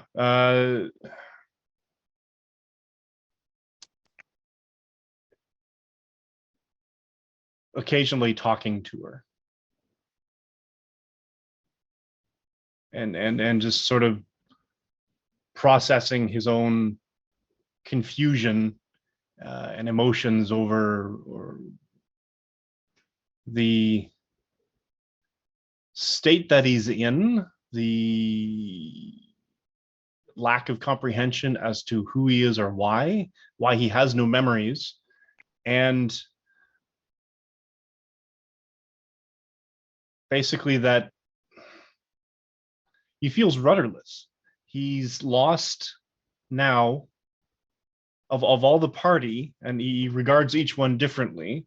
9 is this new entity that seems to give him an odd feeling and doesn't seem to accept Sangane, which, I mean, okay, he doesn't really accept himself. Denny is a bard. No, just kidding. Denny seems very self-focused and does the right thing with a certain flair. Whimsy is here for a purpose, here for an adventure, but he's connected to his home, and each one has their own unique sort of connections outside of everything. Graja seems mired in her own essentially PTSD of being formally and pulled out of a gun, and she has her own things and she's inwardly drawn. Jart was the only one that Sangane really saw as being selflessly good, and that was the moral compass for Sangane. He had nothing to aim at, because even when he was awoken from the river, he didn't have a great amount of inspiration to go and do a great thing just for the sake of doing the great thing without any consideration for himself. So he's been leaning, he finds that even his own and the tipping point was the box of gold at the Red Brand, the inn, where she just decided to give it to the villagers. And he didn't understand at the time because it wasn't a thing he would have known or thought to do, but he understood later why she did it. And so he's been sort of drawing on this selflessness as an anchor point. And now he doesn't want to leave the body because he's lost an anchor. And now with everything else that's happening and all this extra stuff, he doesn't know about the millennium age or what have you, but he knows that he's rudderless, or not without as much pull in that direction, and that scares him a little. Does it scare him? Just a little. It concerned because he doesn't know who he is. He has no frame of reference. He doesn't have I was a good person before and now I can be better, or this, I was a bad person and I can make amends. He has no understanding of who he was. Does So he he's want to operating on a know? blank slate. Mm-hmm. Does he want to know? Oh, yeah. But he's afraid to ask at this point because he's just going to get a non-answer from Whimsy Sr. Okay. 9, as you sit across from Sangane, give me an insight check.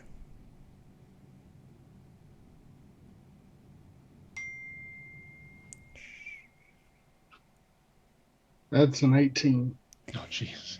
You see, over the We're course finding everything out tonight. of the next couple days, you see Sangane go through, despite your suspicion, and you have very great reasons to be like, what in the actual hell is going on here? You also see a tenderness and a humanity play out when he thinks you're not watching and you catch it anyway. You see somebody who is afraid and alone, and who, maybe because of who you are, you see inside of Sangane something that wants to be good and something that wants to be redeemable. And that is something that you deeply connect with.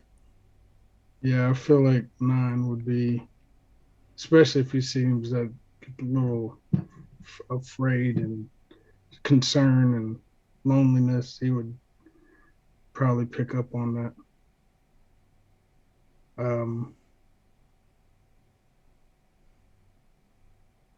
9, he would go over to Sangani and be like,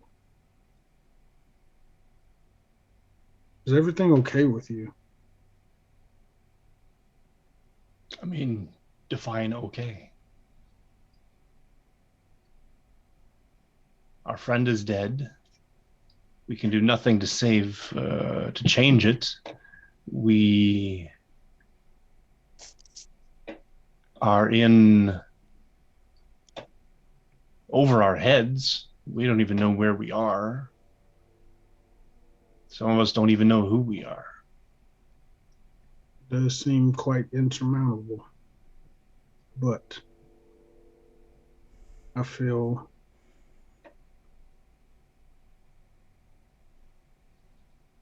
like we can still help her.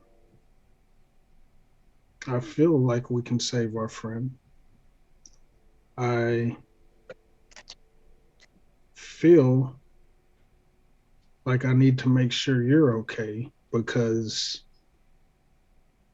there's some, just to be blunt, there's some crazy things happening with you right now that I'm sensing.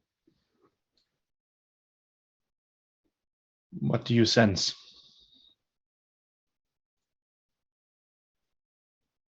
I sense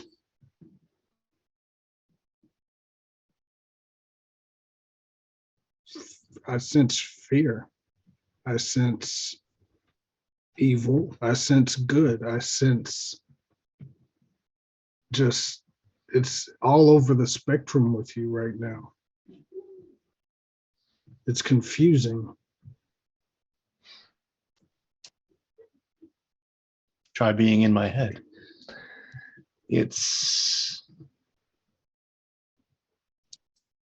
not fun not knowing who you are or where you came from. So I have envy for anyone who has a solid path based on where they walked before. Because I don't know where I am, let alone where I've been.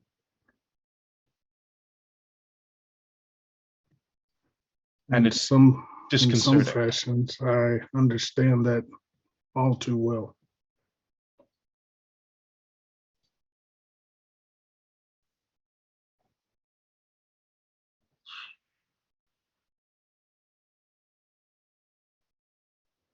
You said we can help her. How?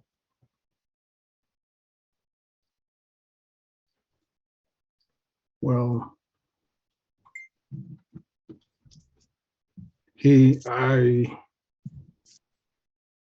I'm not strong enough. It was about all I could do to preserve what is. and then I guess 9, he'd pull out the diamond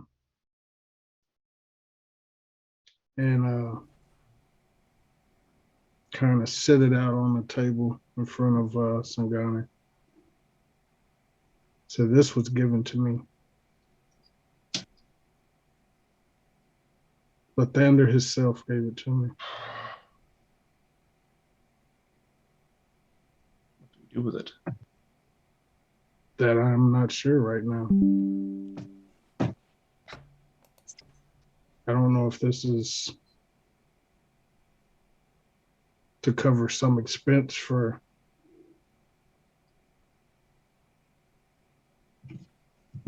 some spell we need to look for, or if it is a magical item itself. I have no clue.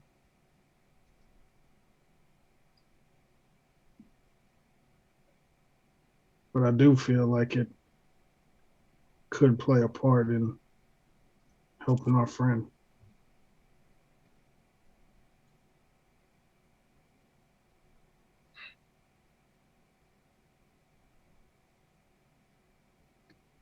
Whimsy Senior, you still listening? Always, darling. Voyeur. Hundo. What do we do with the diamond? Oh, that's not really my realm. Patrons don't really manage that part.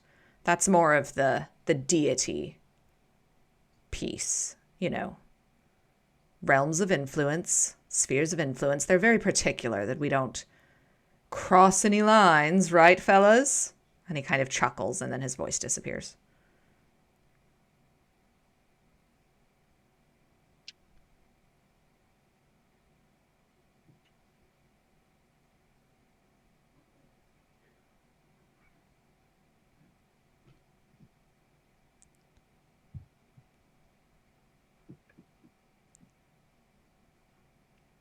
Thinking very strongly towards the voice in his head that he's had, and almost begrudgingly, sort of defeatedly, almost rolling his eyes in his own head, sort of thing. Takes a couple of gold coins, looks around for, I don't know, a planter with a plant in it. With earth in it. Yeah, there's a small little like topiary. It's like a bonsai tree on the table. It sort of takes 2 gold coins and sort of stabs them or jabs them into the earth and sort of just slides them under the bonsai. His fingers. You go to push them in, Oh. and they clatter through the illusion of the bonsai. This is not real. Oh. Points for effort, maybe. In the real world. Are you listening? No response. Great.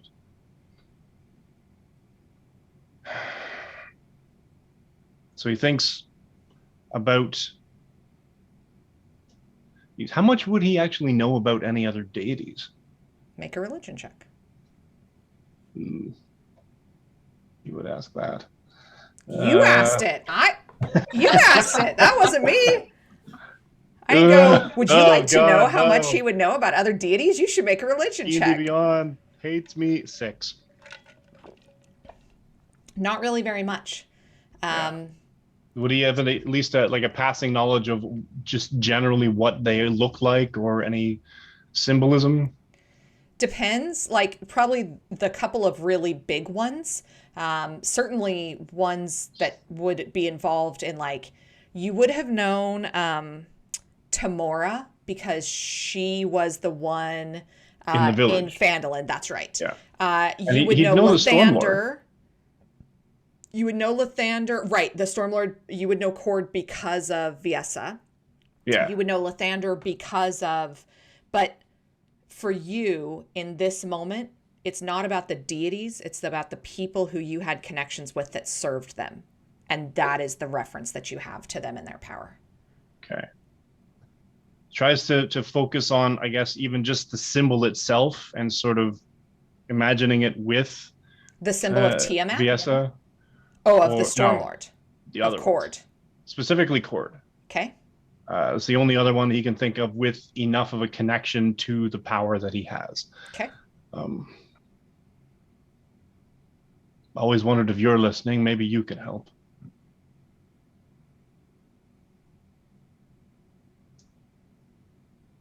Don't know who I am, but she didn't deserve this, and we don't know how to help her.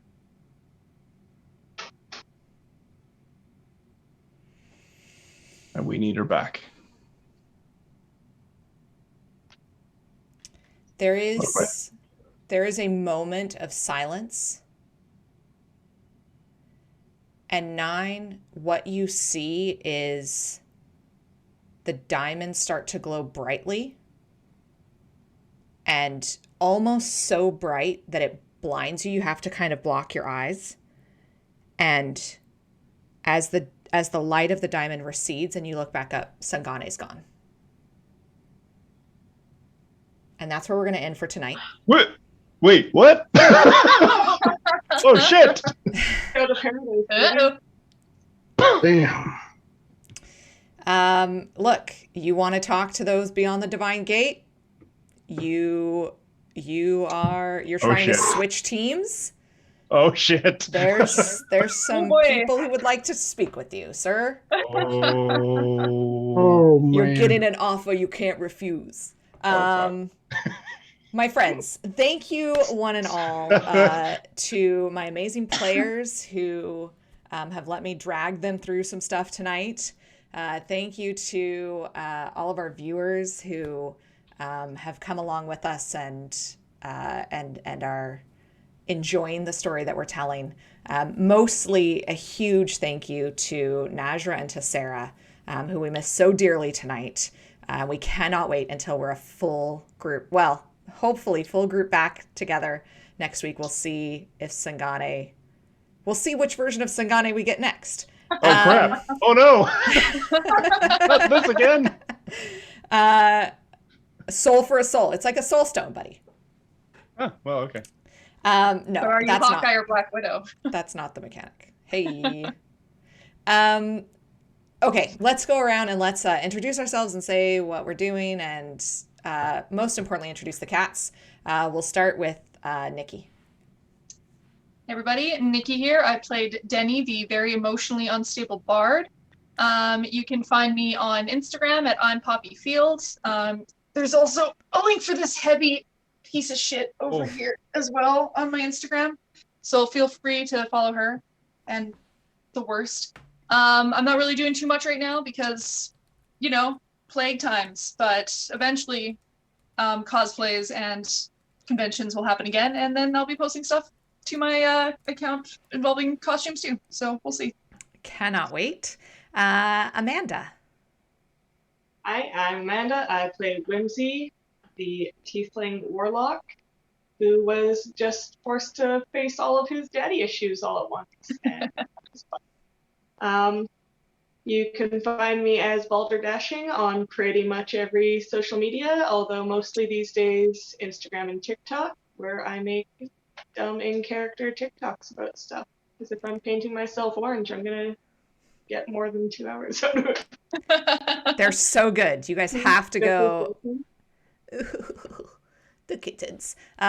you guys have to go check out Amanda's TikTok. We rave about it every week, but really, like, it's so good. It's so good. Mike. Hi, Mike. I guess the mentally unstable Sangane. You can catch my pre and post COVID cosplay adventures at Canadian Captain America on Instagram and TikTok, and CDN Captain America on Twitter. You can catch me on Sundays at 2 p.m. PST playing this game with these amazing people. You can catch me on Tuesdays at 6 p.m. PST running my own game where DM Sarah is a cleric in my game, but I'm not nearly so mean to her. I just made her a princess and everything. I mean, what the heck? Bullshit. No, Princess with no land. And you can catch me on Saturdays in the Vampire Takeover at 3 p.m. PST as part of the big the Vampire Saturday that we do here at Vancouver by Night, playing a Delve into Darkness game where we're about to crown a prince of the city.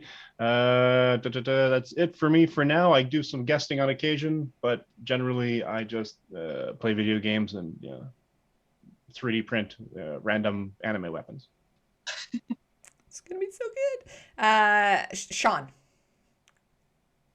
Hey guys, I'm Sean. Play 9 the Human Paladin. Got to relive some of his childhood traumas today. Yeah, so yeah, you can catch me here on Sundays and catch me same Vancouver by Night channel on Fridays at 5:30 PST for a little bit of Agents of Shield. Yeah, get to where I play a orc barbarian in that one. Yeah, and then you catch me at Acting Foolish on most social media. Yes, definitely go check out Sean's Rime of the Frost Maiden, DM'd by Lodame on Friday nights here on Vancouver by Night. It's so good. And two people who are missing. Sarah is a creative partner over at Martlet Games. She plays in Delve into Darkness. Is that correct? Whew. Yes. And you can find her in some other stuff, including she's doing something pretty cool Thursday evening, which you should come and check out. And Najra is an amazing cosplayer, costumer at Najra Creations. She's running a sale on her corsets, and you should totally check them out. They're really, really spectacularly beautiful. Yeah, I am Sarah. I have been your DM, telling the story and living everybody's trauma with them. It's going to be So much trauma. So much trauma. And you can find me here Sundays, Tuesday evenings. You can find me on Would Be Heroes here on the same channel. And then starting this week is the premiere episode. I'm super, super stoked. I'm starting what I'm calling Community Cleric, which is a weekly interview show highlighting women in gaming and fandom. And we've got Sarah, Big MC lineup. Diabetes starting up, and then Belcher, Najra, Jacqueline, Jazz, who's Sean's daughter, is going to come on and join us. I'm getting ready to book Rose from the Friday night game is coming on.